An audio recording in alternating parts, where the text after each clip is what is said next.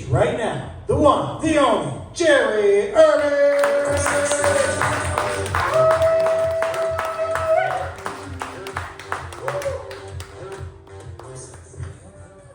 Hi, my name's Jerry. Sometimes I go by my street name, West 9th. Yeah, I like doing comedy. My goal in comedy is to do comedy until I have more bank than 14th in Minnesota. That's a crazy amount of bank. I like to consider myself chronologically ambiguous, because y'all don't know how old I am. And I like to use that to just blend in with different crowds. Like I started this new job, and I figure I'm going to a place where no one knows me. I'm not gonna tell them how old I am. But then this girl came up to me a couple weeks ago. She's like, Jerry, we know how old you are. I said, why? She said, the other night when we saw an owl, you said, hide your Tootsie Pops. And I Googled why. Okay. She said, that's not all. I said, what? She said, sometimes when you get drunk, you ramble on about how you're gonna paint your pistol like a skunk so you could call it Pepe Le Pew Pew. And I Googled why. And she said, that's not it. I said, what? She said, you also like to ramble on about how you really want to taste that giant rib that tipped over Fred Flintstone's car. And I Googled why. So I guess they found out how old I was at the daycare. I don't know. I normally don't like to explain my jokes. The last time I explained a joke, I was talking to my niece, and she told me that she was going to get a tattoo right here that says "Be kind." And I said, oh, I'll get a matching tattoo that says "Rewind." And then I had to explain to her why that was funny. So I just don't explain my jokes, my sense of humor. I wonder where I get my sense of humor from sometimes. I know I didn't get it from my mom, because my mom hates me. It's just been proven to me over my life. When I was a teenager, learning about the dangers of smoking during pregnancy, I asked my mom, I said, hey Mom, did you smoke while you were pregnant with me? She said, smoke what?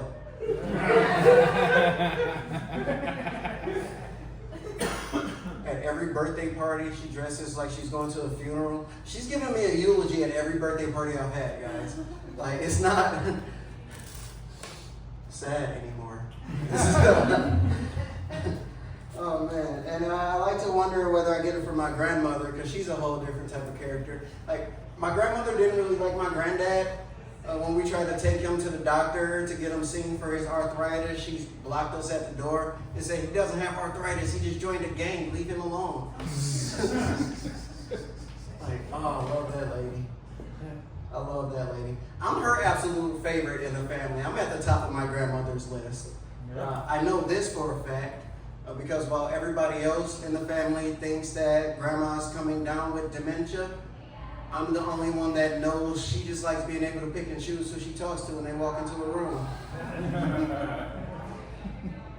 I do love that old lady. I wanted to perform at her nursing home, and I got that opportunity a while back, and this old lady threw her diaper on stage at me. I'm not quite sure how to take that.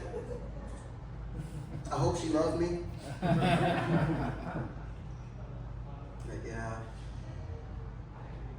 My Venus flytrap died. I'm gonna assume it's because I kept feeding it earth flies.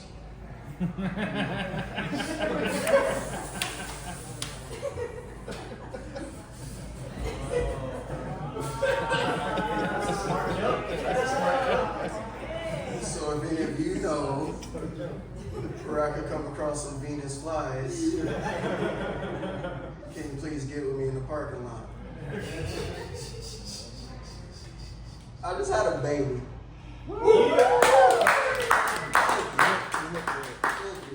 I'm getting over the frustration that apparently the translation of my wife is pregnant translates to give me unsolicited advice.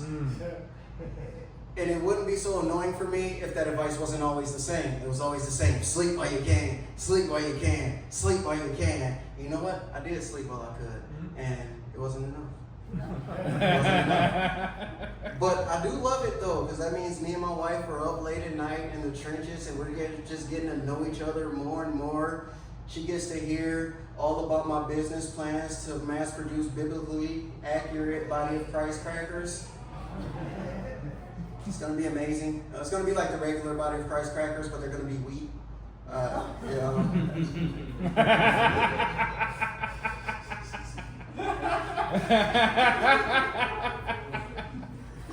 And I'm learning a lot about her also. I'm learning she doesn't trust me because she knows that she turns her back, there's going to be breast milk in my Lucky Charms. And I'm not afraid of that. I'm not ashamed to admit that. Oh man, but it's been fun though. It's been fun.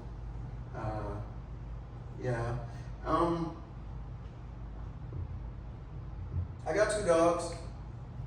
One of my dogs' name is Padfoot. A lot of times I tell people that. They say, "Are you serious?" I'll say, "No, he is. You're not listening." My other dog's a Great Pyrenees. He sits about right here. His name is Mooney. But if you ask him, his name is Mooney. No! Mooney, get down. Mooney, get off of me! It makes it weird because that means I can't walk around my house naked anymore, right? I got a dog walking around this high because as soon as I do, I get a tongue right up my, and I don't like that. When it comes to tongues on my, much more of a cat person.